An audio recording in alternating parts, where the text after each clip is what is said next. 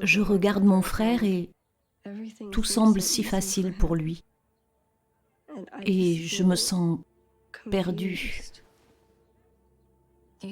Penses-tu que tu serais plus heureuse en tant que garçon?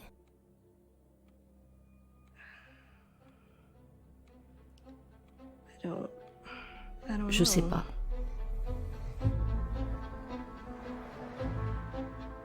J'ai parlé à des centaines, voire des milliers de parents. Nos histoires sont toutes les mêmes. Elles suivent un schéma. Il se passe quelque chose à l'école. Nos écoles publiques ont changé. Il y a 5 ans, nous ne savions même pas qu'il y avait des différences de genre. J'ai dit au thérapeute, je pense que je suis peut-être transgenre, mais je ne sais pas vraiment si j'ai besoin de votre aide. Il m'a immédiatement confirmé. Elle m'a immédiatement confirmé comme une femme transgenre. Si je devais explorer avec une personne les raisons pour lesquelles elle pense être dans le mauvais corps, ma licence serait maintenant menacée. Plus important encore, votre enfant a clairement montré des signes d'une personne suicidaire. Préféreriez-vous une fille morte? Ou un fils vivant. Mais ce n'était pas vrai. Ces enfants sont mis sous traitement bloqueur de puberté dès la première visite, où ils sont tout simplement poussés dans cette filière de chirurgie. Il s'agit d'un programme politique en cours d'élaboration et les enfants sont en quelque sorte des sujets d'expérimentation. Puis je me suis senti déprimé, fatigué, épuisé. Ma mère m'a dit que j'avais l'air d'un fantôme pâle. J'ai commencé à dysfonctionner dans presque tous les domaines de ma vie. J'ai découvert qu'il ne me restait que 2 semaines à vivre. Ma fille souffrait. Elle pleurait. Elle n'arrivait pas à dormir. Elle n'arrivait pas à se concentrer après avoir pris ses hormones. Tout cela vient du sommet de la société. C'est accompagné de grosses sommes d'argent, des millions et des millions et des millions de dollars qui sont injectés dans toutes nos institutions pour faire passer cela dans la culture. Les grandes entreprises, les grandes banques, les cabinets d'avocats internationaux, toutes nos grandes entreprises technologiques, les gouvernements, les politiciens aux plus hauts échelons des sociétés occidentales. Pourquoi font-ils tous cela en même temps ?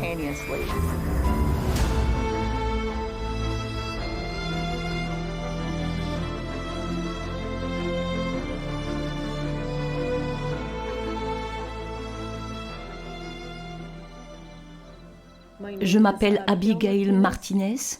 Je vis en Californie.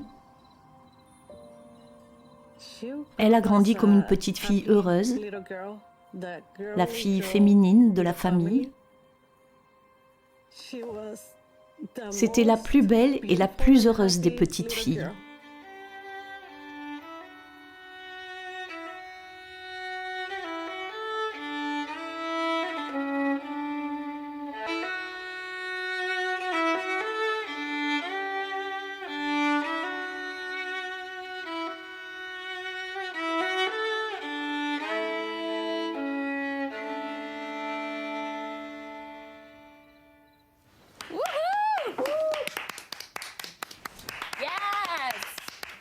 Waouh! Ce deuxième couplet me semble parfait maintenant. Merci. De mieux en mieux. C'est vrai.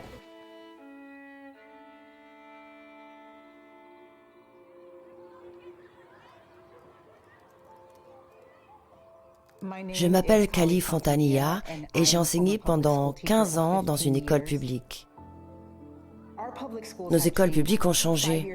Il y a 5 ans, aucun élève ne s'identifiait comme non-binaire. Nous ne connaissions même pas l'existence de l'expression gender fluid. Nous assistons également à une épidémie de transition chez les filles plus que chez les garçons.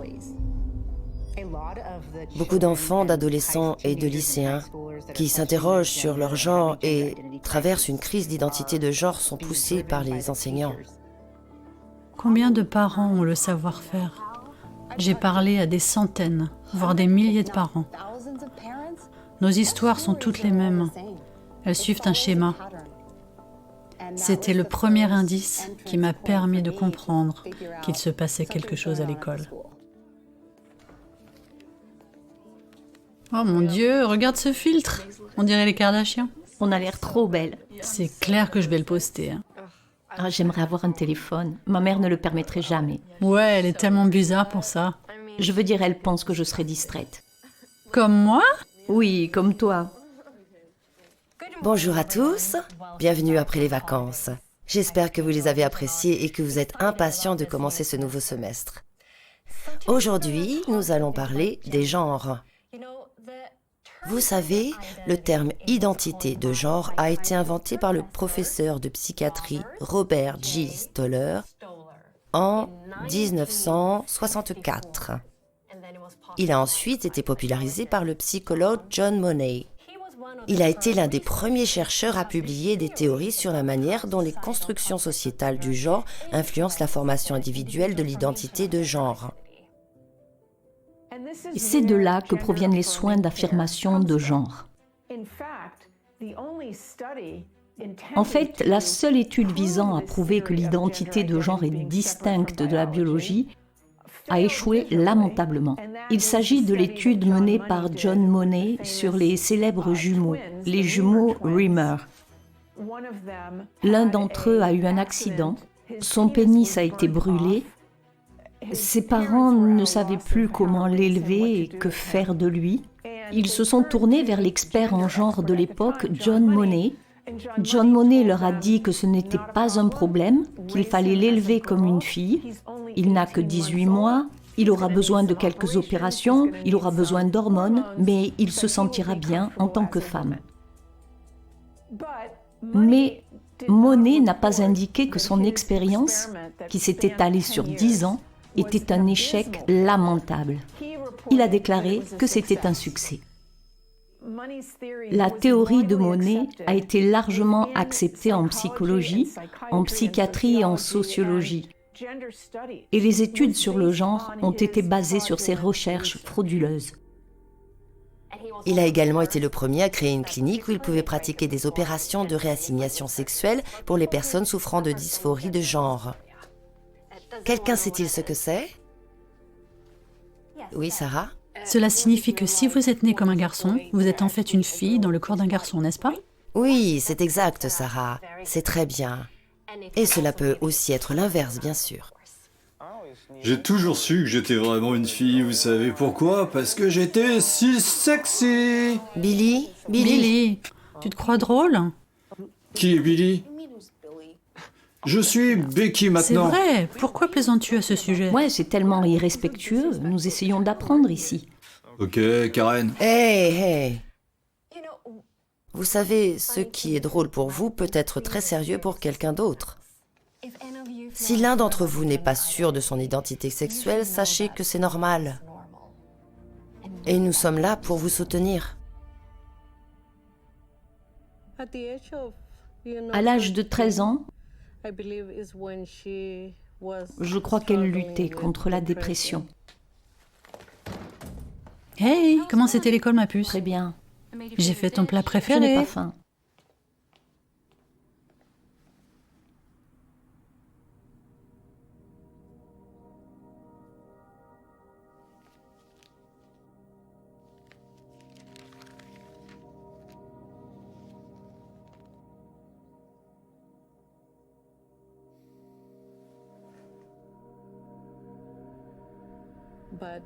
Mais la dépression était assez grave. Ce dont elle avait besoin, c'était d'un suivi psychologique pour comprendre pourquoi elle luttait. L'adolescence est une période durant laquelle on explore, n'est-ce pas? On expérimente, on essaye de nouvelles choses. Découvre ce que tu aimes. Tu pourras sortir et montrer au monde qui tu es vraiment et faire l'expérience de toutes les merveilles du monde. J'imagine. Quand as-tu commencé à te sentir comme ça? Je regarde mon frère et tout semble si facile pour lui. Et je me sens perdue. Penses-tu que tu serais plus heureuse en tant que garçon?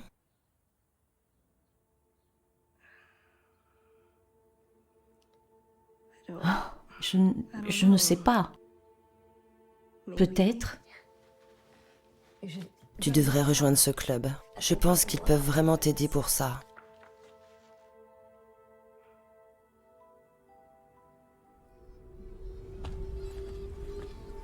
Probablement vers le collège. Leur corps change et ils sont tellement confus sur ce qu'ils sont. La chose la plus dangereuse à propos de ce programme d'études adaptées à la culture est qu'il forme l'esprit d'un enfant à penser d'une certaine manière. Une fois que le cerveau d'un enfant a été formé de cette manière, à moins qu'il ne suive une thérapie sérieuse, vous ne pourrez probablement pas défaire ce type de pensée. Une mère m'a dit que dans la classe de sa fille, il n'y avait que 2 élèves qui s'identifiaient comme hétérosexuels sur une classe de 35.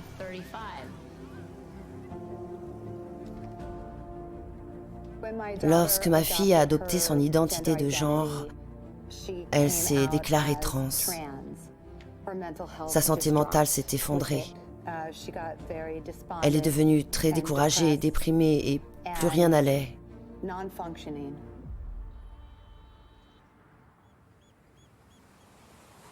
Je m'appelle Chloé Cole. J'ai effectué une transition médicale alors que j'étais mineure, entre 13 et 16 ans. La raison pour laquelle je voulais être un garçon n'a jamais vraiment été explorée pendant toute la durée de ma transition. Beaucoup de mes professeurs et certains membres du personnel de l'école disaient à mes parents « Hey, votre enfant présente des symptômes autistiques et je pense que vous devriez la faire examiner. » Mais lorsqu'ils l'ont fait, mon pédiatre leur a tout bonnement dit « C'est une inquiétude que nous écartons. » Je m'appelle Abel Garcia, je vis actuellement à Dallas au Texas. Je suis un détransitionneur homme-femme. Enfant, j'étais très timide, très introverti. Je réfléchissais beaucoup. J'ai découvert le mot transgenre sur YouTube. À l'époque, je doutais d'être un homme ou un garçon, mais cela a eu du sens et je me suis dit, eh bien, je dois être une femme. J'ai décidé d'aller voir un thérapeute pour voir ce qui se passait, si j'étais vraiment une femme dans un corps d'homme ou si mon esprit me jouait des tours. J'ai dit à la thérapeute, je pense que je suis peut-être transgenre, mais je ne sais pas vraiment et j'ai besoin de votre aide. Immédiatement, elle m'a informé que j'étais une femme transgenre. Lorsque je lui ai demandé pourquoi elle était si rapide, elle m'a répondu qu'elle ne voulait pas me mettre des bâtons dans les roues. Et elle a obtenu ma lettre de transition immédiate avec des hormones lors de ma première séance avec elle. Les thérapeutes affirment maintenant instantanément ces genres opposés, au lieu d'explorer ce qui se passe. La question des transgenres est une excellente excuse pour éviter des questions qui sont vraiment douloureuses. Si un thérapeute pratique l'affirmation du genre, sachant qu'il est la personne qui est censée vous aider à faire face à des choses douloureuses, alors cela va inciter à s'engager davantage dans la voie trans, parce que c'est ce qui fait du bien à court terme.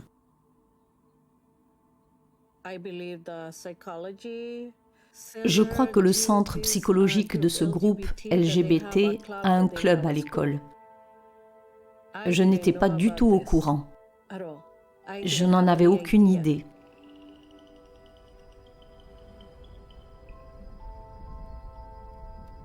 Lorsque je travaillais à Palo Alto, j'étais directrice du programme d'accompagnement. J'étais en fait responsable d'un groupe LGBT, privé et secret, dont nous ne disions pas aux parents qu'il s'agissait d'un groupe d'enfants qui venaient réfléchir à leur identité. J'étais tellement naïve que je ne voyais pas le mal que cela pouvait faire à l'époque. Je pensais que j'aidais les enfants à comprendre qui ils étaient, sans l'interférence de leur famille. Nous avons distribué des prospectus dans toute l'école. Ils ne précisaient ni l'heure ni le lieu. Nous leur disions de venir à notre bureau et nous faisions une petite présentation, un petit entretien. Puis nous leur disions secrètement où et quand le groupe avait lieu. Nous leur disions ensuite qu'ils n'avaient pas à le dire à leurs parents et que nous ne le ferions pas. En fait, nous ne l'avons même pas dit aux enseignants, ni à l'administration de l'école. Ils n'étaient même pas au courant, c'est-à-dire à quel point c'était secret.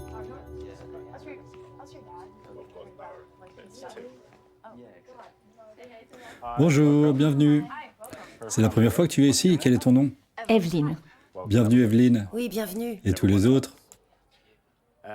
Sachez que c'est un espace sûr et que vous ne serez pas jugés pour quoi que ce soit. Alors, est-ce que quelqu'un sait ce que c'est que la représentation du genderbread? Personne? Eh bien, c'est comme la façon dont vous vous identifiez. Si tu es née fille, cela ne veut pas forcément dire que tu t'identifies comme telle. Oui, c'est vrai. Cela dépend du sexe avec lequel on est né, de ce vers quoi on est attiré. Et parfois, il n'y a pas de genre du tout. Mais partageons un peu. Je m'appelle Kayden, je suis trans. Je suis née Cléo, mais en grandissant, j'ai toujours eu l'impression qu'il me manquait quelque chose. J'étais assez déprimée. Je suis tellement reconnaissant, je suis si heureux aujourd'hui d'avoir trouvé ça. Et vous savez, j'ai été capable de me transformer en moi-même, je suppose.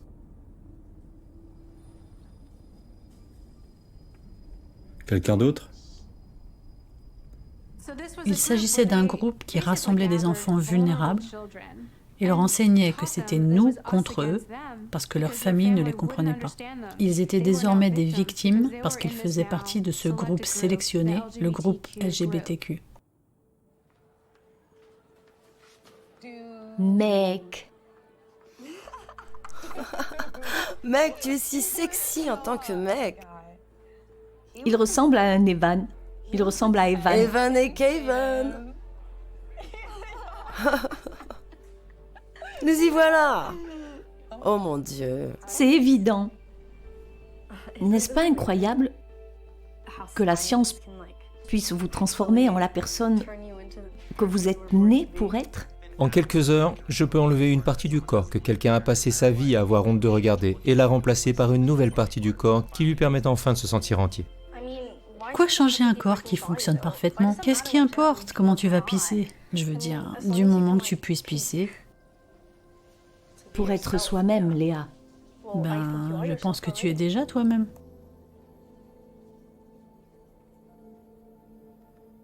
J'avais environ 11 ans quand j'ai eu mon premier téléphone et presque immédiatement, on m'a montré beaucoup de contenus très sexualisés ou idéalisés auxquels les jeunes femmes étaient exposées. Et je ne m'intégrais pas aux autres filles à l'école.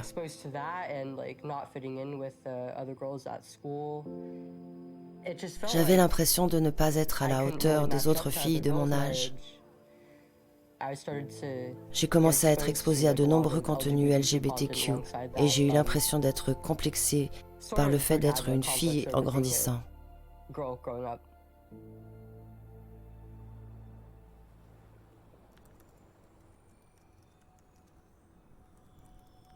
Le transgenre, ça a l'air tellement inoffensif. Et c'est rendu très très cool par les médias. Par TikTok, Reddit, Tumblr, Instagram, Facebook, Twitter, leurs jeux, dans leurs films. Et toutes ces entreprises sont impliquées dans ce soutien.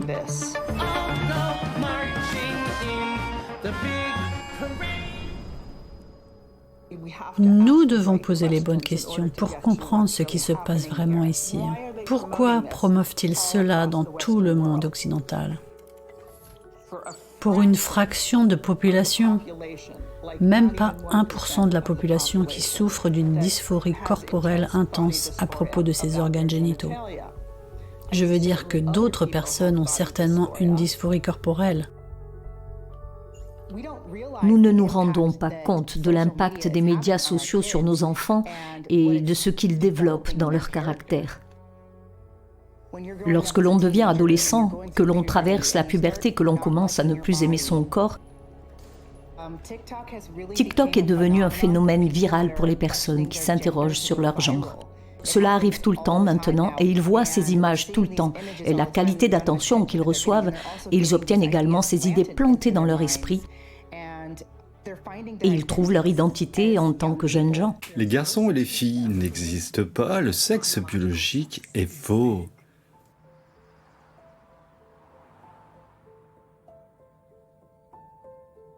Des études menées par Lisa Littman et l'Académie nationale de France sont très préoccupées par l'influence des réseaux sociaux. Les enfants regardent YouTube et voient quelqu'un qui a pris de la testostérone ou qui a subi une mastectomie. Et si vous souffrez de troubles mentaux et que vous voyez quelqu'un qui dit « Wow, je suis euphorique après avoir subi une ablation des seins », cela vous semble être la solution. Mais la chirurgie du torse s'adresse à tout le monde. Il n'y a pas de modèle de ce à quoi vous devez ressembler après une chirurgie du torse. Une fois que l'on sait ça, et que vous avez des cliniques agréées dans tout le pays pour traiter ces enfants, alors vous avez un vivier. Quelqu'un d'autre a-t-il rencontré des résistances au début de son parcours de transition? Oui, Monsieur Robinson nous a découragés, Joshua et moi, en nous disant que ce n'était qu'une question de foi. Oui, c'est un cas de thérapie de conversion, ce qui est tout à fait illégal. Et il a refusé de nous appeler par nos pronoms ou de demander aux autres élèves quels étaient leurs pronoms. C'est pas la première plainte concernant M. Robinson. J'en parlerai au conseil d'administration de l'école. Je me souviendrai que demander les pronoms de quelqu'un est la façon la plus élémentaire de faire preuve de respect. C'est notre droit humain fondamental. Oui. Si je devais explorer avec une personne les raisons pour lesquelles elle pense être dans le mauvais corps, cela serait considéré comme une thérapie de conversion. Ma licence serait alors menacée. C'est aussi l'une des raisons pour lesquelles c'est vraiment effrayant. Ces législateurs empêchent des gens comme moi de faire leur travail correctement.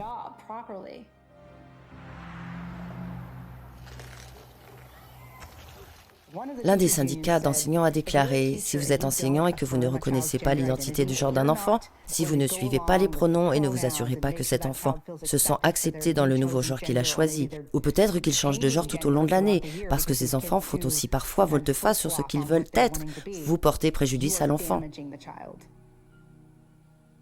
Je m'appelle Kat, je suis musicienne et biologiste moléculaire. Pendant 4 à 5 mois, j'ai pris de la testostérone pour tenter de passer de l'état de femme à celui d'homme. Je pense que le fait que mes professeurs et mes pairs aient validé ma conviction que je pouvais être un homme dans mon corps de femme m'a poussé à franchir le pas de la transition. Maintenant, si je fais cela, c'est normalisé, accepté. Les liaisons covalentes dans lesquelles les atomes partagent un ou plusieurs électrons. Et les liaisons ioniques dans lesquelles un atome fait un don. C'est chiant, je peux t'emprunter ton téléphone? Non, Evie, on a un contrôle sur ce sujet la semaine prochaine. Calme-toi et arrête de m'appeler Evie, je m'appelle Evan maintenant. Oh, donc c'est Evan maintenant. Quels sont tes pronoms préférés? Il, lui. Alors, tout le monde, commençons à appeler Evan par ses nouveaux pronoms. Oui, Billy? Mes pronoms sont en fait chauds et sexy. Et si vous n'êtes pas d'accord, vous êtes viré. Billy, sérieusement?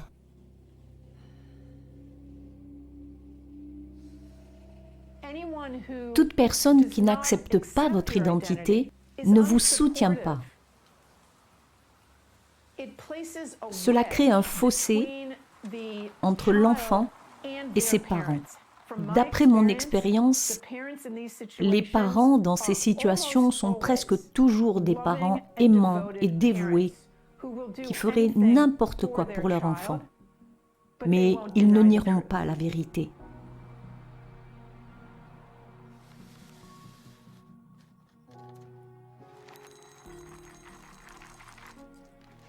Je m'inquiète pour Evie, elle semble si triste ces derniers temps. Alors, je me suis dit que j'allais essayer de lui offrir quelque chose de sympa pour son anniversaire. Oh, c'est une adolescente, maman, ça fait partie de la vie. Tu n'es pas d'humeur changeante comme ça, toi? Oh, elle se sent confuse car elle va dans un club, tu sais. Quoi? Quel club? Ce club pour... Allô? Bonjour, c'est Madame Steven de l'école. Vous avez une minute? Je dois vous parler de Evan. Il a été absent du cours de sciences. Savez-vous pourquoi? Evan? Oh, je pense que vous parlez d'un autre élève. Oh, désolé, j'ai dit Eva, n'est-ce pas? Non, vous avez dit Evan. J'ai découvert sur son iPad que les professeurs de cette école avaient changé son nom en prénom masculin. Et sans m'en avertir. Je ne savais pas ce qui m'attendait lorsque je suis allée à l'école, mais je leur ai lu la loi de protection parentale. Comment osez-vous changer le nom de ma fille? J'ai demandé à ses administrateurs, parlez-moi de ma fille, car vous ne l'avez jamais rencontrée, mais vous êtes en train de concrétiser une sorte de nouvelle identité. Et ils m'ont répondu, nous devons être un espace sûr pour elle. Alors j'ai répondu, donc par extension, je suis dangereuse, n'est-ce pas? Parce que je l'appelle par son prénom féminin, comme le fait son père, son frère et tous les adultes de sa vie l'appelant par son prénom féminin. Sommes-nous tous dangereux ? J'ai appris qu'apparemment j'étais dangereuse parce que les services de protection de l'enfance se sont présentés chez moi avec la police.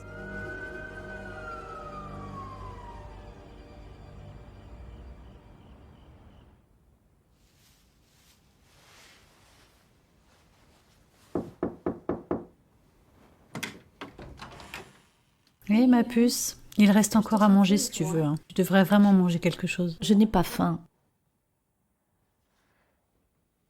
C'est nouveau. J'aime bien son style. Ce n'est pas un mec. Ils sont non-binaires. Ok, ça ressemble à un mec pour moi. Pourquoi es-tu si obsédé à mettre une étiquette sur les gens? De quoi tu veux parler? Je comprends pas. Tu devrais vraiment t'informer. Quand tu appelles quelqu'un « lui » et qu'il ne l'est pas, tu peux vraiment blesser quelqu'un. Je te suis pas. S'il te plaît, tu n'es vraiment pas woke. Evie, ma chérie, s'il te plaît. Non. Écoute, s'il te plaît, fais attention à comment tu peux te faire influencer. Il ne s'agit pas de ça. Il s'agit du fait que tu mettes une étiquette erronée sur les gens. D'accord. Tu le fais tout le temps. Ma chérie, attends, d'où tu sors ça? J'ai besoin que tu m'aides. Evie! Non. Evie! Non. La dépression de Jaylee a commencé au collège. Je suis allée chercher de l'aide à l'école pour garder un œil sur ma fille, pas pour lui faire croire que la transition la rendrait heureuse. Je pense que c'est une phase qu'elle traverse. Je ne vois pas les choses de cette façon. Vous pouvez voir qu'Evan se désigne clairement comme un garçon, n'est-ce pas, Evan? Exact. Je ne suis pas heureux dans mon corps actuel. Evelyn a souffert de dépression, ok? Je pense que c'est ce qui cause toute cette confusion avec son identité de genre, vous voyez? Vous réalisez le mal que vous faites à Evan? En manquant de respect à ses souhaits, en refusant d'affirmer qui il est? Manquer de respect? Ne serait-il pas préférable d'essayer de résoudre la cause sous-jacente de la dépression? Je veux dire, c'est une enfant. C'est lui. Elle a toute la vie devant elle. Plus important encore, votre enfant montre clairement des signes de suicide. Préférez-vous avoir une fille morte ou un fils vivant?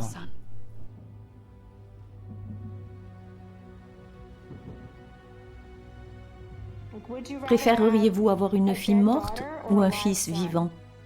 Cette question est posée à maintes reprises dans les séances de thérapie par les thérapeutes, et les thérapeutes sont formés pour dire cela. Ils ont dit à mes parents qu'il y avait un très faible taux de regret chez les adolescents en transition, et que si je n'étais pas autorisée à faire la transition, s'ils ne m'affirmaient pas moi et mon identité, je risquais de me suicider. Ils leur ont donné la fausse proposition suivante. Préférez-vous avoir une fille morte ou un fils vivant? Mais ça n'était pas vrai. Avant ma transition, je n'avais jamais eu d'idée suicidaire, jusqu'à ce que je commence à prendre de la testostérone, et ce, depuis environ 2 ans, et cela s'est aggravé au fur et à mesure que j'avançais dans ma transition.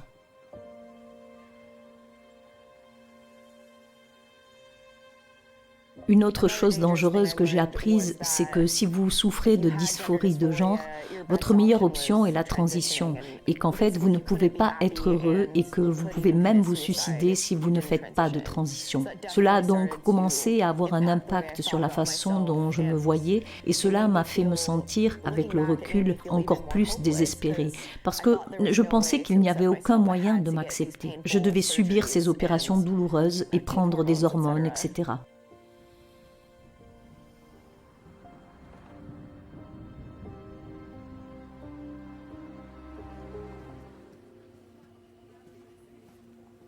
Nous avons donc consulté un thérapeute qui nous a tout de suite dit que ma fille avait 41% de chance de se suicider. Et lorsque je l'ai interrogée sur cette étude, elle n'a même pas pu répondre à une seule de mes questions sur l'étude, parce qu'elle ne l'avait pas lue. Je suis peut-être autiste, je ne sais pas. Ça a probablement joué un rôle dans ma façon d'être. Je ne me souviens pas vraiment de ma première visite chez le spécialiste du genre. Tout ce dont je me souviens, c'est que j'ai été évaluée pour une dysphorie de genre. Il n'y a pas vraiment eu de recherche de problèmes sous-jacents dans ma vie qui auraient pu influencer ou causer cela. J'avais beaucoup de problèmes sous-jacents avant la transition. Lorsque j'étais plus jeune, on m'a diagnostiqué un trouble déficit de l'attention, mais je crois que je suis en fait autiste. Et je n'ai vraiment été consultée pour cela qu'après avoir arrêté la transition à l'âge de 17 ans. J'ai demandé à mes parents de m'emmener voir un thérapeute spécialisé dans les questions de genre. Il m'a immédiatement confirmé. Il a en quelque sorte ignoré mes troubles alimentaires et mes autres problèmes de santé mentale. Je m'appelle Walt Heyer, je dirige un site web appelé sechangeregret.com et nous avons aidé plus d'1 millier de personnes. Et nous continuons à le faire chaque jour. J'ai 82 ans. Je parle encore du mal qui m'a été fait il y a 78 ans. Tout a commencé lorsque j'avais 4 ans et que ma grand-mère a commencé à me travestir. Lorsque mon père a découvert que j'étais travesti, il a été horrifié. Plus tard, son frère adoptif a commencé à m'agresser sexuellement.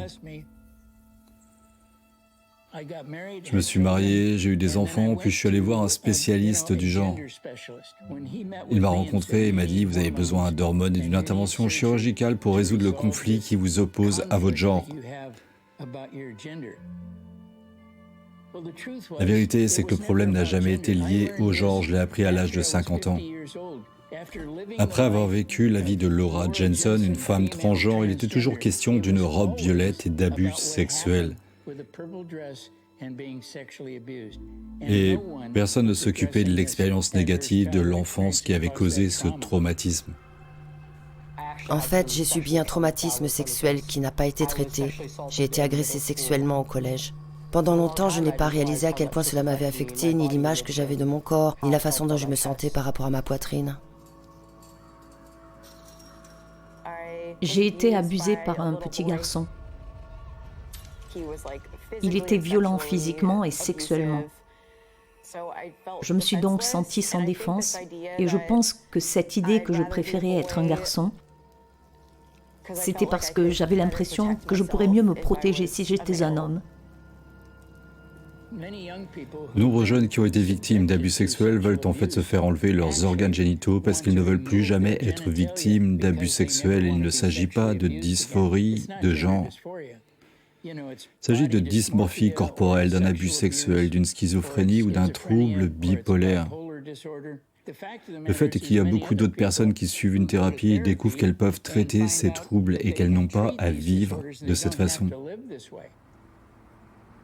J'ai dû quitter l'État pour trouver un psychiatre prêt à examiner la causalité de la nouvelle identité sexuelle de ma fille.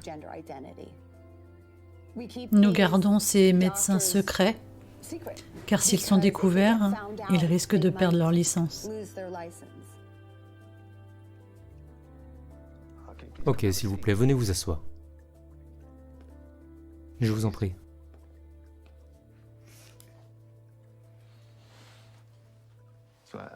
J'ai entendu votre mère, elle a des inquiétudes, n'est-ce pas? Mais comment vous sentez-vous maintenant? Je veux juste être heureux. Alors tu penses que tu seras heureuse en tant que garçon?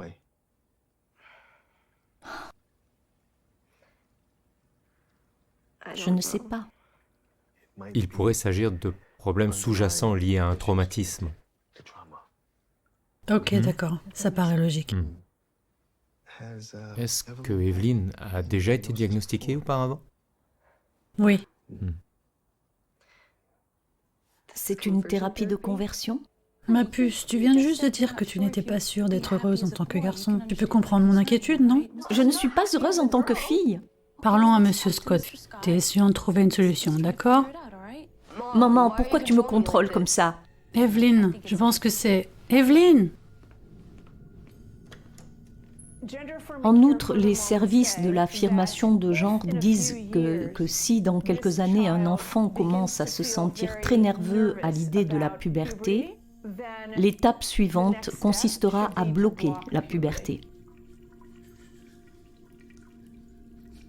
Les Néerlandais ont été les premiers à le faire et ont fixé à 12 ans, je crois, l'âge le plus précoce de la puberté. Mais avec l'Endocrine Society WPATH, ils ont abaissé cet âge à 8 ou 9 ans. Respirez, continuez à respirer. Salut, Bonjour. Oh, c'est Kaiden. Oui, bonjour, ravi de vous rencontrer. je suis Victoria. Ah, moi c'est Victoria. De quoi vous parlez? Je commence ma transition hormonale demain, ce qui est très excitant. Mais tu es sûr que c'est sans danger? J'ai entendu beaucoup de choses à ce sujet. Oui, j'en ai parlé à mon médecin, il m'a dit que c'était comme un bouton de pause. Si je veux changer plus tard, ce que je sais que je ne ferai pas, je peux le faire. Mais ce n'est pas la même drogue que celle qu'ils donnent aux pédophiles, qui les castrent chimiquement? Oui, j'ai entendu ça aussi. C'est extrêmement transphobe et très blessant. Pourquoi vous dites ça? C'est l'attitude que nous essayons de combattre. Vous êtes comme les mecs, vous êtes transphobe ou quoi? Non, pas du tout. On dirait bien. Non, on est juste curieuse. Bonne chance avec ça. Merci. Elles sont comme ma mère. Tu connais Joshua du club? Il dit que notre famille la plus proche est souvent notre pire ennemi. Ouais. Ouais, je pense que c'est vrai.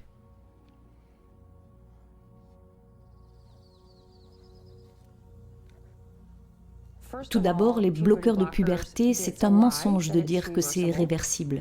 Les bloqueurs de puberté freinent vraiment le développement, et cela inclut le développement psychologique. Il s'agit du développement cognitif du raisonnement, et nos lobes frontaux qui sont responsables de la prise de décision et de jugement ne sont pas complètement formés avant l'âge de 20 ans. D'après les cas que j'ai examinés, j'ai vu des personnes souffrant de dépression ou d'anxiété qui, au fil du temps, des années, semblent s'aggraver avec le bloqueur.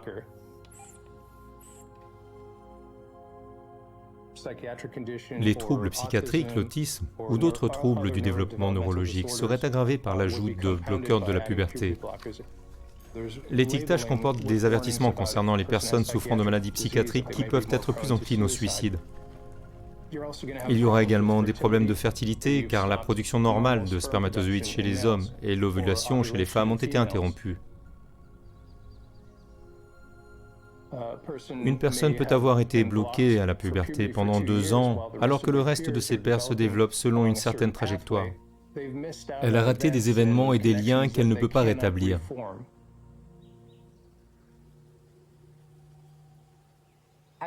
J'ai commencé à prendre des bloqueurs vers 13 ans. J'ai reçu 3 ou 4 injections de ces bloqueurs tous les 3 ou 4 mois. Je subissais en fait une ménopause artificielle. C'était horrible en fait. J'en suis arrivée au point où je ne pouvais plus porter de veste ou de pantalon long pendant les saisons froides. Je ne pouvais pas le supporter, tout mon corps me démangeait. C'était vraiment la merde, et j'avais du mal à me concentrer à l'école.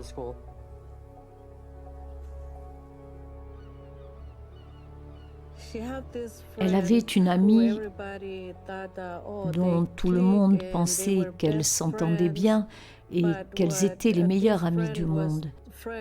Mais cette amie essayait de convaincre JD d'opter pour une transition. Je trouve qu'il te va ravir. J'ai toujours eu des cheveux très longs, donc... Ouais, bien, tu dois changer ça maintenant. Tu es une nouvelle personne. Wow! Ouais. Regardez, Van en noir. Monochrome. J'adore. Je suis super contente pour vous. Personne ne devrait avoir à subir la douleur de la puberté dans le mauvais genre. C'est pas bien. Ouais, on ne peut pas attendre, n'est-ce pas? Parce que si on le fait, on devra payer pour ça nous-mêmes. Ouais, Ma mère ne le permettra jamais. C'est inacceptable. c'est de l'abus. Hein. Personne ne peut te forcer à vivre là-bas. Tu es la bienvenue ici. Nous t'aimons. Vous avez faim? Ouais. On a de la pizza. Les jeunes veulent toujours être acceptés. En rejoignant ces communautés, ils les acceptent très bien, mais cela crée aussi une mentalité « nous contre eux ». Cela sépare les enfants de leurs parents, en particulier si leurs parents n'affirment pas leur genre, Ils voient en eux leurs ennemis. Mais là, ils peuvent s'adresser à leurs professeurs, à leurs camarades de classe et à leurs pairs pour trouver leur communauté et devenir vraiment extrêmes dans leur idéologie et leur identité de genre. Evelyne, ma chérie, viens t'asseoir une minute. Pourquoi? Je veux juste te parler rapidement. Peux-tu venir t'asseoir, s'il te plaît? Pourquoi as-tu l'impression que quelque chose ne va pas chez toi? Je suis née dans le mauvais corps, maman. Ton corps est absolument parfait. Je sais que tu ne vois pas, mais moi si. Non. Je suis un garçon. Écoute, je sais que tu as traversé une période difficile, ok? Je comprends que c'est déroutant, mais un garçon? Je ne suis pas confus. Je sais qui je suis et je veux être qui je suis et je veux que tu m'aimes pour ça. Ma chérie, je t'aime. Tu aimes la fille que tu as mise au monde. Dieu t'a donné ce corps incroyable. Et tu veux le changer? Je suis ton fils. Chérie, tu es confuse. C'est de la folie. Non, Evelyne, non. reviens ici.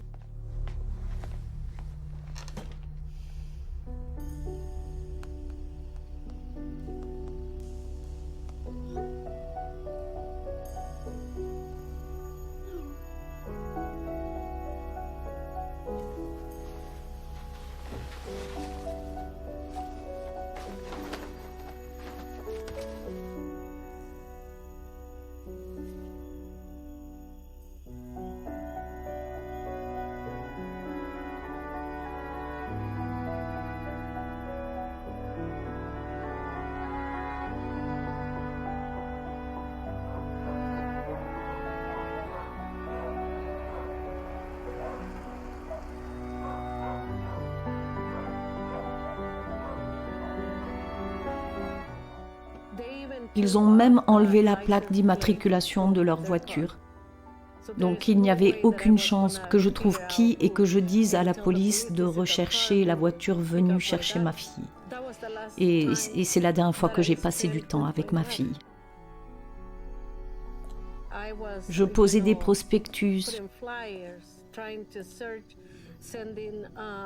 J'envoyais des messages. La police enquêtait, nous étions donc à sa recherche. J'ai posté des photos, des informations sur elle. Je suis allée partout avec l'aide de mes amis, dans les magasins, n'importe où. C'est tellement toxique de ne pas être soutenu par sa propre famille. C'est vraiment horrible. Tu vas bien? Oui, j'ai juste... Je me sens perdue. Tout le monde n'est pas comme ta mère. Tu sais, nous avons une nouvelle famille maintenant. Nous ferons tout pour toi.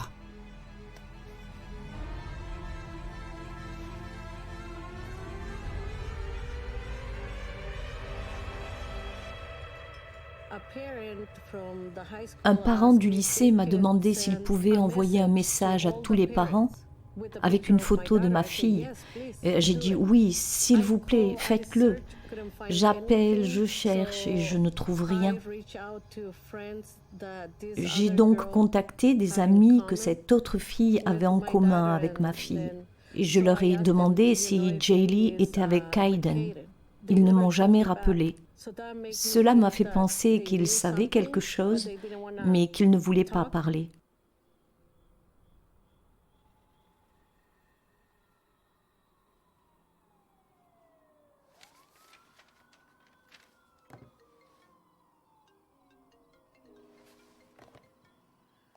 Allô?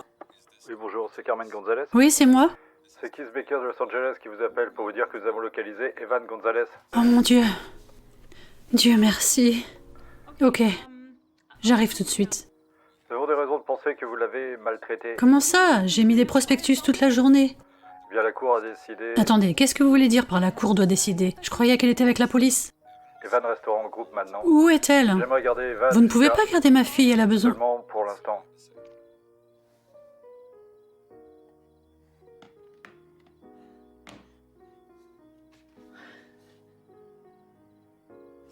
Non. Non, non, non, non, non, non, non.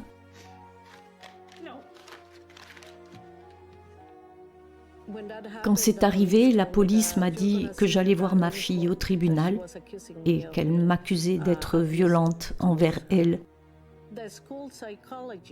C'est le psychologue de l'école qui a recommandé au DCFS, ministère de l'Enfance, de retirer Jaylee de notre foyer.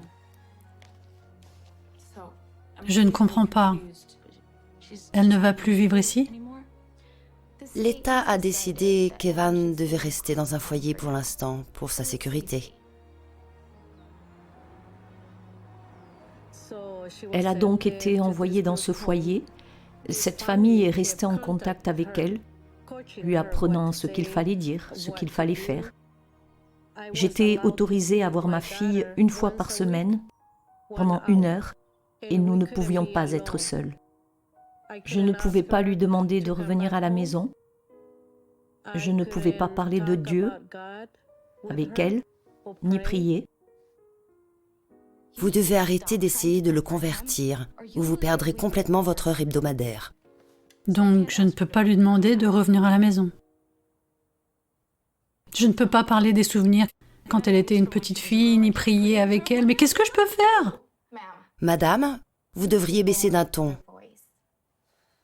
Vous devez arrêter d'être si agressive, d'accord? Le psychologue scolaire recommande qu'il n'ait aucun contact avec vous. Je dois y aller. Vous ne pouvez pas juste partir? Je ne sais pas quoi faire. Comment je peux récupérer ma fille à la maison? Si vous le souhaitez, vous pouvez porter plainte. Je ne fais que suivre les ordres de l'État, madame.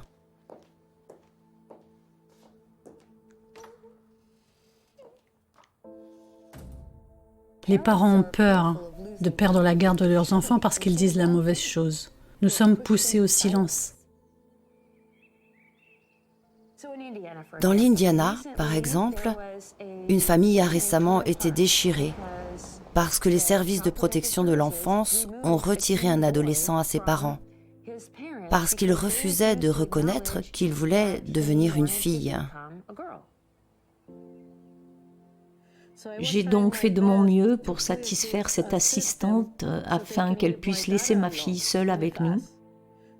Elle m'a demandé de n'acheter que des vêtements de garçon, ce que j'ai fait, et j'ai même essayé de l'appeler par le prénom qu'elle avait choisi pour vérifier qu'elle se sentait à l'aise, parce qu'elle n'appartenait pas à ce foyer. Elle avait une famille qui l'aimait et à qui elle manquait. Et notre maison n'était pas la même sans Jaylee, et c'est pour ça que je me battais. Evie, qu'est-ce que tu fais? Pourquoi tu ne rentres pas à la maison? Maman est si inquiète pour toi. Elle est accusée de maltraitance d'enfant. Ouais, eh bien, c'est abusif de ne pas accepter ce qu'est quelqu'un. Tu nous manques tellement, Evie, ok? Et je veux que tu rentres à la maison. Tu me manques aussi. Ouais. Laisse-le tranquille. Il traverse assez de choses pour avoir à s'occuper de toi. Il a besoin de soutien en ce moment. Tu dois arrêter de manipuler ma sœur. Mais qu'est-ce que tu fais? Est-ce que ça va? Quoi? Mais c'est quoi ça? Evie, j'ai besoin de...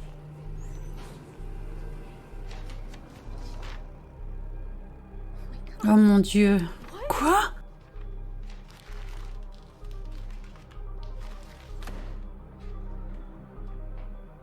Oui, Monsieur Peters, je viens de recevoir une lettre dans mon...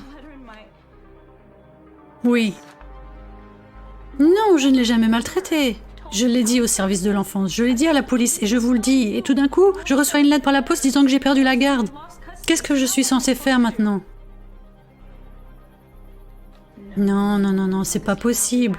Personne ne m'écoute, c'est comme si je parlais à ce putain de mur.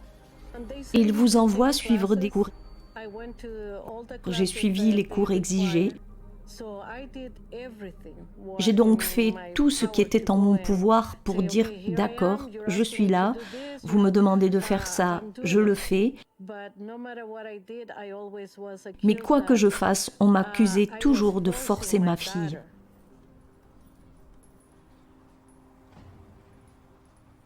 Et j'ai appris à aller au tribunal et chaque fois que j'y étais, ils sont venus me voir et m'ont dit qu'il était temps. Et si vous ne signez pas ce papier pour qu'elle suive un traitement, elle va mettre fin à ses jours et vous en porterez la responsabilité. LGBT était là, à la conseiller,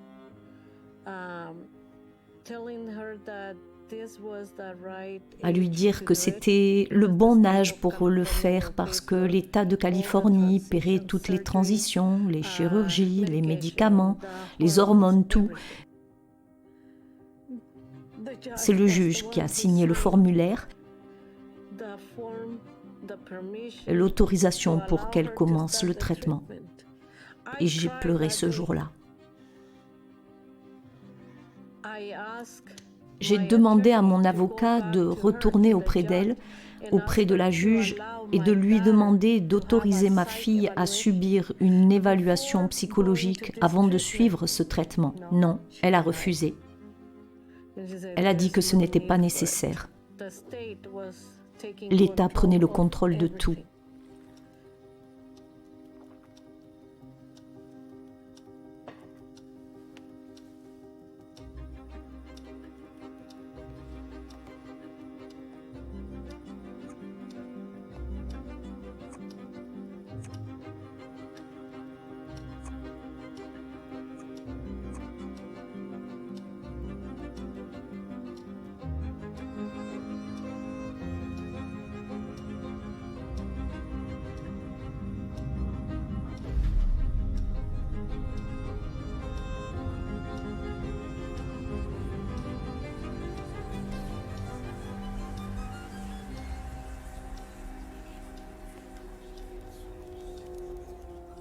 On pourrait donc penser que si l'on administrait un bloqueur de la puberté pendant 6 mois, par exemple, le développement de la personne serait en quelque sorte gelé.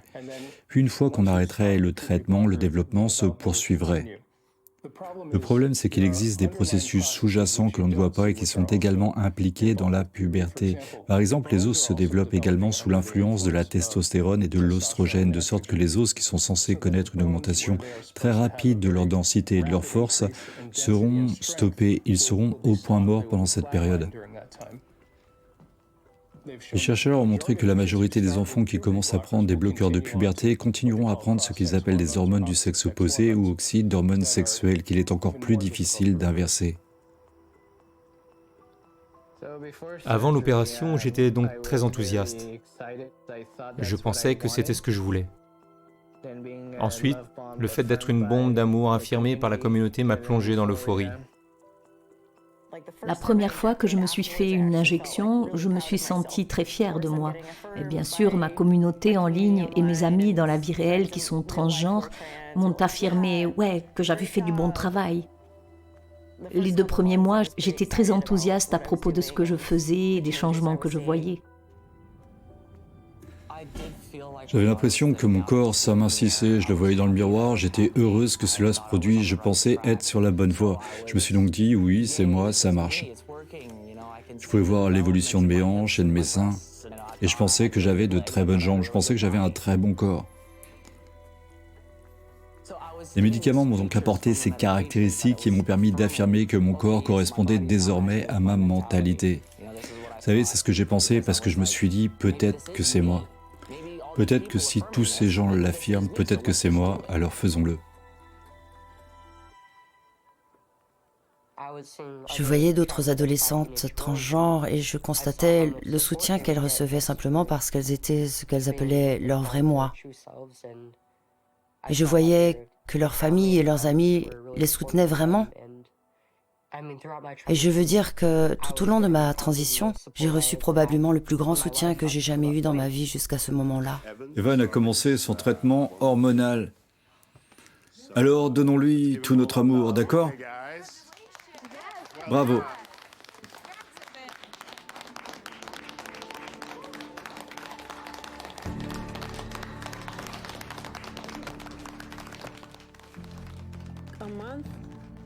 Un mois après le début du traitement, Ma fille souffrait. Elle pleurait, elle ne pouvait pas dormir, elle ne pouvait pas se concentrer après avoir pris ses hormones. Et ce produit chimique essayait de forcer ses petits os à changer tout son corps.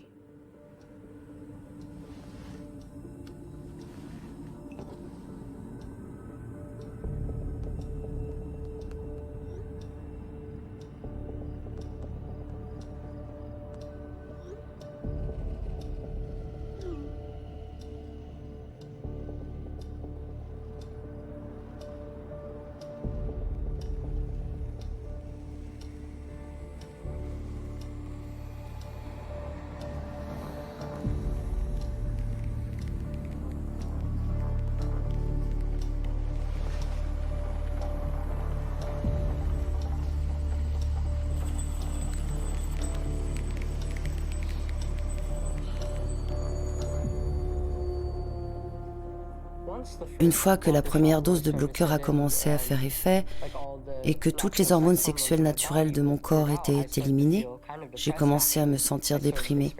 En fait, j'ai commencé à avoir des pensées suicidaires. J'ai commencé à dysfonctionner dans presque tous les domaines de ma vie. Le pire, honnêtement, c'est que j'ai été autorisé à faire tout cela et que personne n'a voulu m'arrêter et avoir un deuxième avis. Au lieu de cela, on m'a affirmé, on m'a bombardé d'amour, on m'a autorisé à détruire mon corps. Ils ont ajouté une petite quantité d'oestrogène à une grande quantité de bloqueurs de testostérone pour empêcher le développement de ma testostérone. Et ensuite, je me suis senti épuisé. Ma mère me disait que j'avais l'air d'un fantôme pâle, que je ne recevais pas assez d'oxygène, que mes doigts étaient violets, que mes orteils devenaient violets, et que je manquais de circulation sanguine et que mes jambes manquaient d'oxygène. À cette époque, environ 2 ans plus tard, j'ai fini par développer un polype dans le côlon. Je leur ai demandé quelle en était la cause et ils m'ont répondu « Vous avez un taux élevé d'oestrogène dans votre organisme et vous êtes un homme techniquement ». Un cardiologue est intervenu, j'avais des caillots sanguins bloqués. Il m'a dit « D'accord, il va falloir faire une opération ». J'ai appris qu'il ne me restait que 2 semaines à vivre. J'ai commencé à chercher à me faire opérer. Je voulais qu'on me retire mes seins. Mon spécialiste du genre m'a donc orienté vers un chirurgien qui opère les mineurs. Et il n'y a pas eu de questionnement. On m'a simplement dit « C'est ce que vous voulez ? Allons-y alors ». J'ai vu des vidéos sur YouTube et le tissu cicatriciel était très visible. Je fais beaucoup d'opérations de ce type, alors je sais comment m'y prendre. Oui, je vous l'assure. Est-ce qu'il aura mal ? Non, aucune douleur. Il reviendra très vite à la normale et sera plus satisfait que jamais. Est-ce qu'il y a des risques ? Non, aucun risque. Et nous avons tout prévu. Je vous l'assure, Madame Connor. Donc là, j'ai besoin que vous quittiez les urgences pour que nous puissions continuer les opérations. Tout ira bien, je vous le promets. Oui, par ici, s'il vous plaît. Ces enfants sont mis sous bloqueur de puberté dès la première visite, où ils passent directement aux hormones, où ils sont poussés dans ce pipeline de chirurgie. Je me suis dit que je voulais attendre 5 ans pour les implants mammaires, 10 ans pour la chirurgie des fessiers. La raison pour laquelle je parle de cela, c'est qu'à peine 1 an après avoir commencé à prendre des hormones, un professionnel de la santé m'avait inscrit à la fois pour des implants mammaires et pour une chirurgie des fessiers, alors que je n'avais demandé que des implants mammaires. Lorsque je suis entré dans le bâtiment du planning familial pour me faire opérer, ce n'était pas pour faire l'opération, c'était juste pour en parler.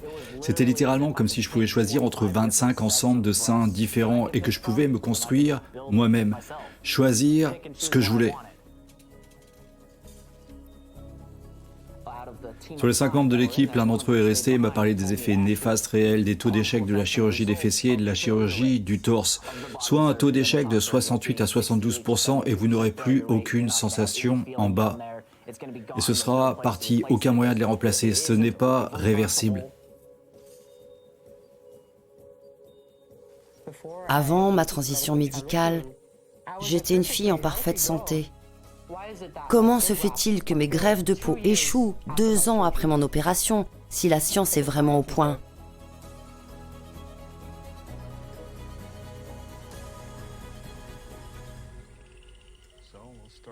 Nous allons donc commencer par retirer le tissu mammaire et ensuite nous remplacerons ces mamelons. C'est parti.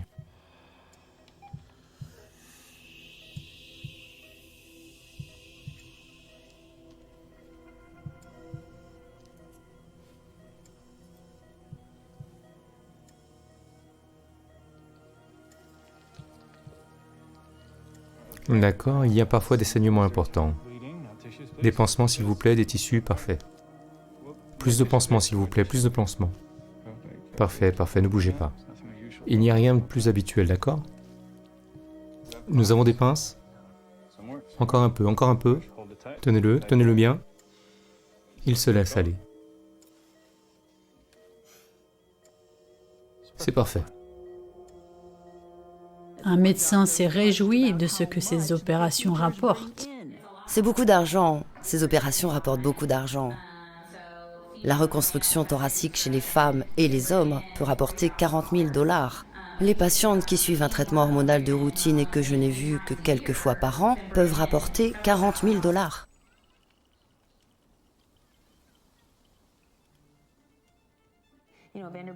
Vous connaissez l'université Vanderbilt, son école de médecine? Elle n'est pas la seule à faire cela.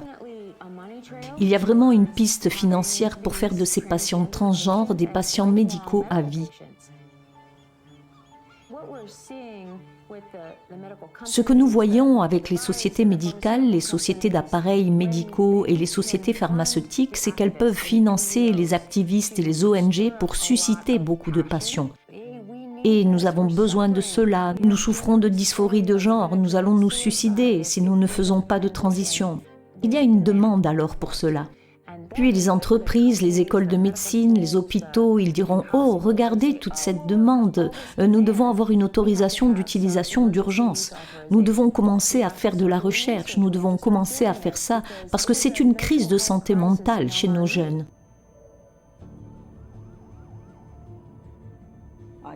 Je milite pour les droits des femmes depuis que j'ai une vingtaine d'années. Je travaille dans le mouvement environnemental depuis des années.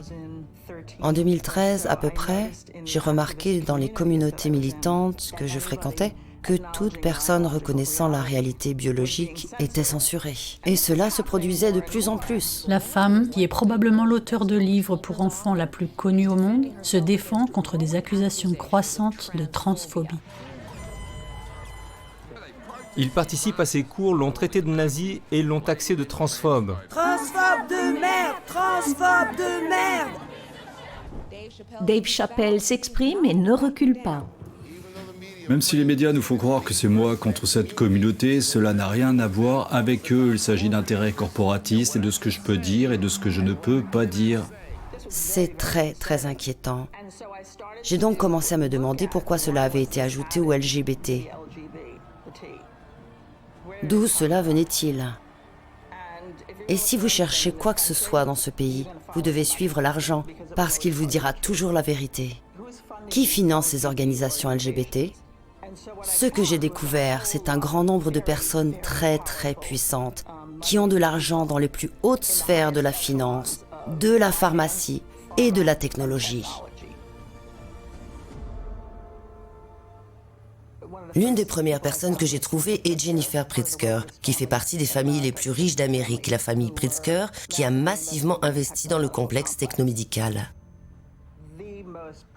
L'organisation LGBT la plus importante est probablement la fondation Arcus. Grâce à son argent, elle a fait passer l'idéologie de l'identité de genre dans toutes nos institutions. Ils ont créé tout un appareil politique par l'intermédiaire de ces organisations. En vendant aux gens ce droit de l'homme comme faisant partie des LGBT, ils ne sont devenus LGBT qu'entre 2004 et 2006. Et ils ont tout changé. Ils ont tous commencé à ajouter le T. Lorsque vous regardez les personnes puissantes derrière tout cela, les grandes entreprises, les grandes banques, les cabinets d'avocats internationaux, toutes nos grandes entreprises technologiques, les gouvernements, les politiciens, aux plus hauts échelons des sociétés occidentales, pourquoi font-ils tous cela ? Pour les parents d'enfants transgenres, affirmer l'identité de leur enfant est l'une des choses les plus puissantes que vous puissiez faire pour les garder en sécurité et en bonne santé. C'est la question la plus importante. Pourquoi font-ils tous cela en même temps pour une fraction de la population, même pas 1% de la population? Cela n'est pas rationnel. Je pense que l'argent est la principale raison de l'infiltration de ces pratiques dans mon domaine et dans la profession médicale. Et cela vient du haut vers le bas. Ensuite, la propagande et les messages trompent les gens en leur faisant croire que ce qu'ils font est gentil et utile. Les mouvements de défense des droits de l'homme partent de la base. Ils s'opposent aux entreprises et aux politiques gouvernementales. Ils émanent des citoyens. Tout cela vient du sommet de la société. Ils sont accompagnés de grandes quantités d'argent, de millions et de millions et de millions de dollars qui sont injectés dans toutes nos institutions pour les faire pénétrer dans la culture. La princesse qui est venue à votre bal ce soir, c'est moi. Je ne veux pas faire les choses simplement parce que c'est ainsi qu'elles ont toujours été faites. Nous devons comprendre qu'il ne s'agit pas d'aider les gens, il s'agit de faire de l'argent. Il y a un chirurgien californien qui gagne environ 1,5 million de dollars par an en pratiquant ces opérations. Les présidents de ces cliniques ont déclaré « Nous devons faire cela parce que c'est très rentable ». Ils ne parlent jamais des dommages causés du fait que le risque de suicide est de 19 fois plus élevé.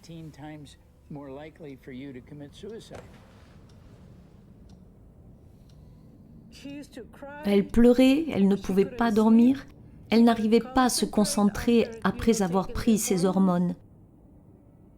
Elle disait « Maman, je ne peux pas supporter cette douleur. Et j'ai mal, tous mes os me font mal. »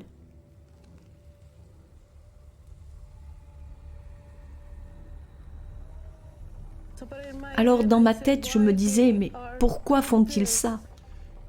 Ils savent qu'elle souffre. Pourquoi continuer à lui faire subir ça ? » Il s'agit d'un programme politique en cours d'élaboration et les enfants sont en quelque sorte un sujet de test parce qu'il peut y avoir de très grandes organisations. Mais il y a un petit groupe de personnes qui contrôlent ces organisations et elles ont tendance à être politiques. Ils encouragent à 100% les soins d'affirmation et tout cela a été fait délibérément. Ils savaient qu'une fois qu'ils l'auraient fait publier dans les revues médicales, toutes les autres organisations suivraient et c'est exactement ce qu'ils ont fait. Les médecins ne s'expriment pas, très peu d'entre nous s'expriment. Très peu de psychologues ou de psychiatres sont prêts à s'exprimer. Il y en a quelques-uns, mais si vous appartenez à une très grande organisation médicale, ils menaceront votre emploi. Dans tout le pays, des organisations de grande envergure empêchent les médecins de s'exprimer.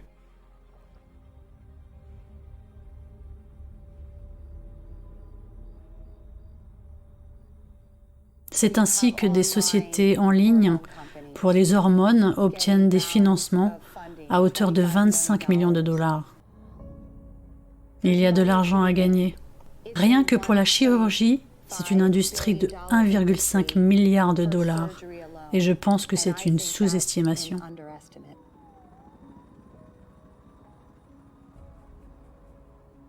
Il a fallu un certain temps avant que je ne commence à me poser des questions à ce sujet. Ce n'est qu'après ma mastectomie que j'ai commencé à réaliser que ce n'était vraiment pas la voie que je devais suivre. À l'adolescence, on a tendance à penser qu'on est invincible et que rien de mal ne nous arrivera. Les bloqueurs, la testostérone et finalement la chirurgie ont fini par me rendre malade. Cela m'a privé d'opportunités en tant qu'adulte alors que j'étais encore une enfant et je ne serai plus jamais la même. Cela a détruit ma santé. Je ne sais pas si je pourrai un jour concevoir un enfant. Cela m'a mis sur une voie qui a complètement changé la trajectoire de ma vie. Ma poitrine est complètement engourdie. Je n'arrive qu'à sentir une petite partie tout simplement parce que j'ai subi 3 opérations sur ma poitrine. Pour ajouter les implants, pour retirer les implants, et ensuite pour reconstruire ma poitrine parce que le retrait des implants avait laissé tellement d'excès de peau qu'on aurait dit que j'avais une gynécomastie. La moitié gauche de mon corps tremble de manière incontrôlée. Je ne sais pas ce qui a causé cela, si c'est une hormone, si c'est une intervention chirurgicale. En plus de cela, d'autres effets secondaires, les problèmes de santé, mes organes génitaux sont atrophiés, ils sont vraiment minuscules. C'est pourquoi il m'est très difficile d'aller aux toilettes.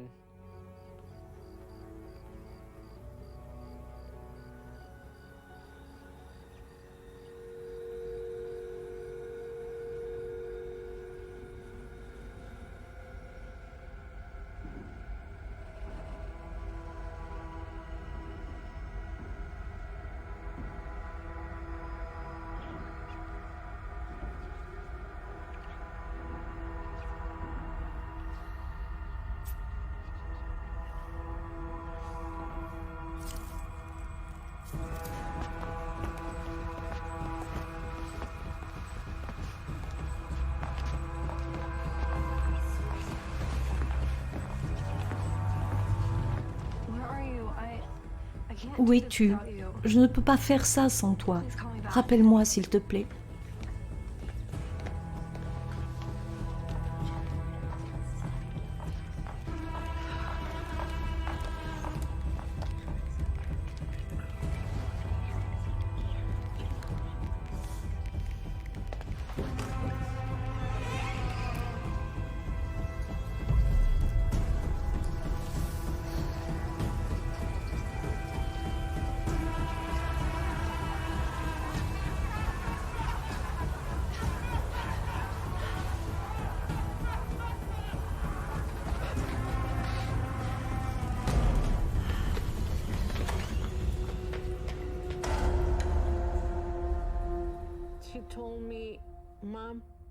Elle m'a dit, « Maman, je me rends compte que, quoi que je fasse, je ne serai jamais comme mon frère. J'ai mal, je n'arrive pas à dormir, je n'arrive pas à me concentrer. Ça ne fonctionne pas comme je le pensais. »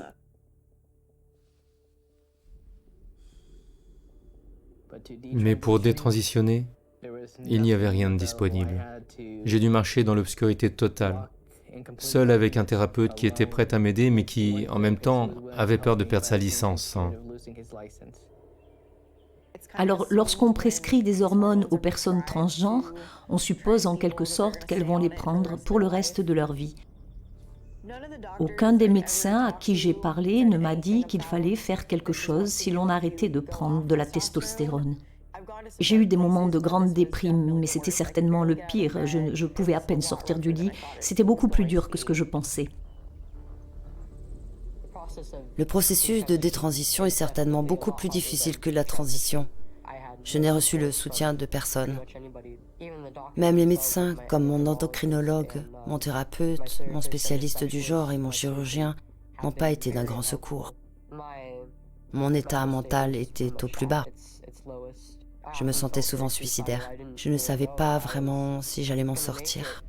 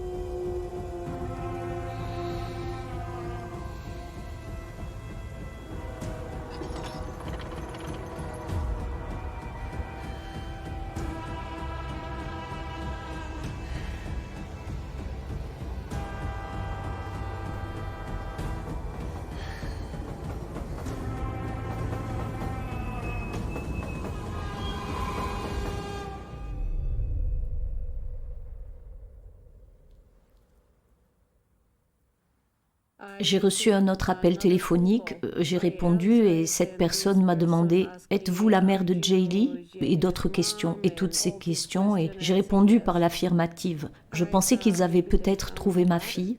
Elle m'a demandé si je conduisais, j'ai répondu que oui, que je conduisais sur l'autoroute, que je rentrais à la maison.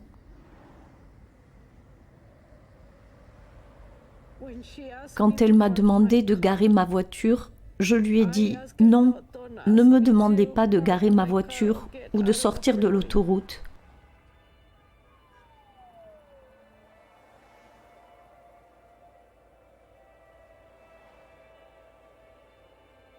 Non, ça ne peut pas être elle.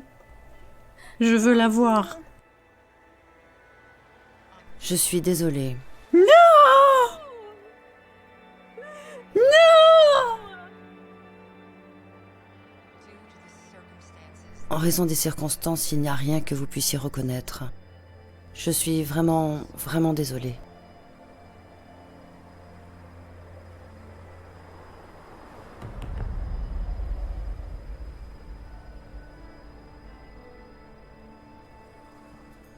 Je suis sortie de la voiture et j'ai vomi.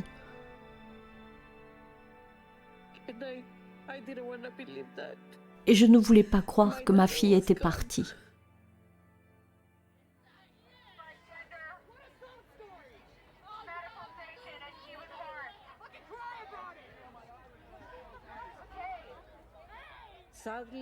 Malheureusement, je n'ai plus ma fille. Je suis ici pour que les parents sachent ce qui se passe et comment ces groupes fonctionnent. Nous avons ce que nous appelons des activistes transradicaux qui viennent nous interrompre.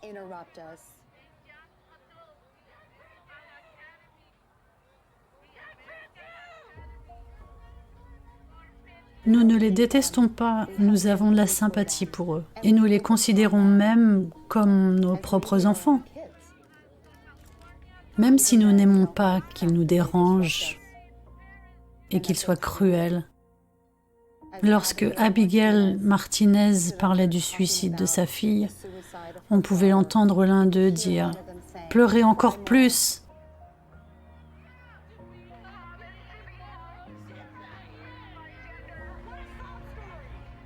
Mais j'ai été désignée, je me suis effondrée et j'ai pleuré. Et j'ai pu comprendre que ces personnes sont désorientées. Ces gens souffrent et ne veulent pas que l'on sache la vérité.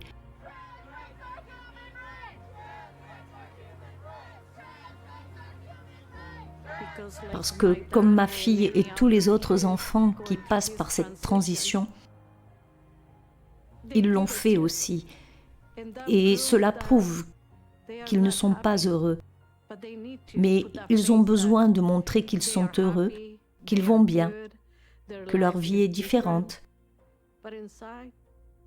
Mais au fond de moi, je savais que ce n'était pas si vrai. Je savais que je vivais dans le mensonge et je ne pouvais pas supporter de vivre dans le mensonge en m'identifiant comme une femme alors que je ne l'étais pas.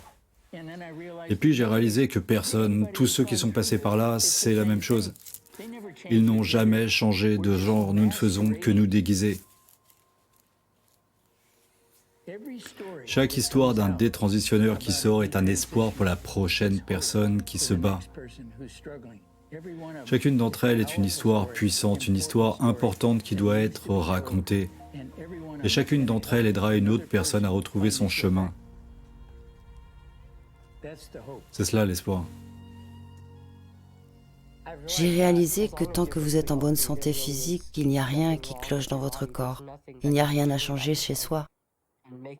Il est bien plus important de changer les choses dans sa communauté.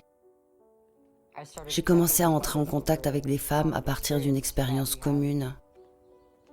J'avais donc quelque chose à quoi m'identifier. J'avais de l'espoir et je pensais que les choses allaient s'améliorer. Elles étaient dans le même bateau que moi. Elles apprenaient donc à apprécier leur propre expérience en tant que femmes, leur féminité et d'autres choses de ce genre. D'accord, à la prochaine fois. Cet espoir m'a aidé à me guider un peu pour faire la même chose pour moi. Il m'a fallu environ 1 an pour me déprogrammer complètement de l'idéologie de l'identité de genre. Cela a été très difficile.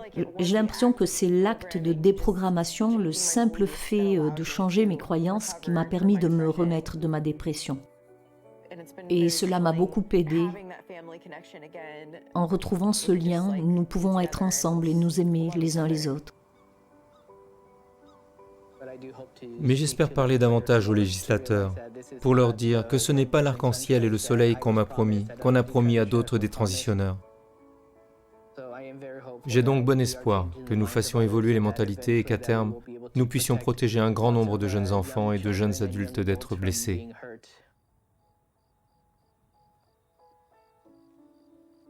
Je pense que les gens pensaient simplement que j'étais gentille. Ils n'ont pas réalisé à quel point tout cela était humble.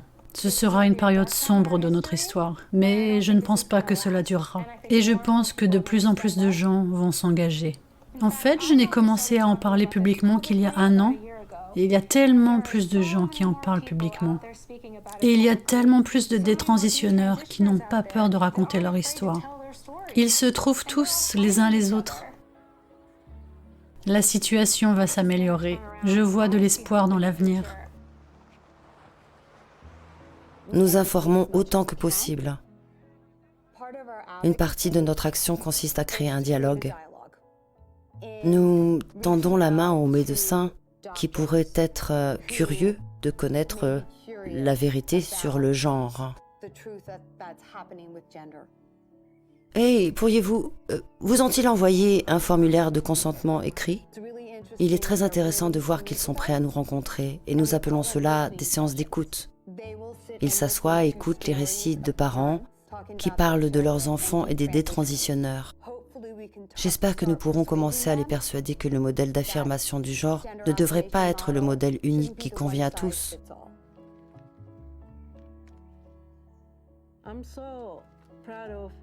Je suis très fière d'Aaron Friday et de toutes les personnes qui essaient d'empêcher cela. Mon espoir est donc de parler et de raconter les histoires pour qu'ils soient conscients et que plus de parents soient conscients. Je sais que rien de ce que je fais ne me rendra ma fille. Mais j'espère au moins épargner à d'autres familles de vivre ce que nous avons vécu.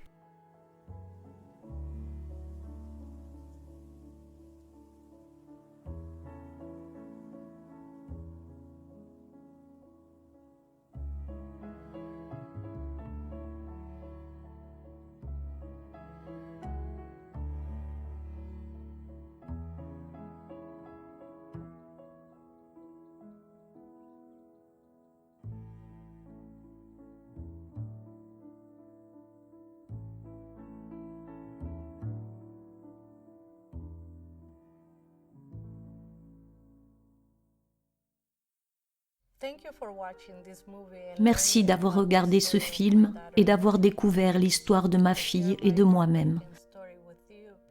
J'ai partagé mon histoire déchirante avec vous parce que je ne veux pas qu'une autre famille endure la même douleur que la nôtre. Il est très important que tous les parents regardent ce documentaire pour comprendre comment les enfants désorientés sont influencés pour devenir transgenres. Il montre comment l'école apprend aux enfants à choisir leur genre. Comment le gouvernement peut vous enlever votre enfant et comment les thérapeutes sont formés pour pousser les parents à accepter la transition de leurs enfants en leur disant « Préférez-vous avoir une fille morte ou un fils vivant ?»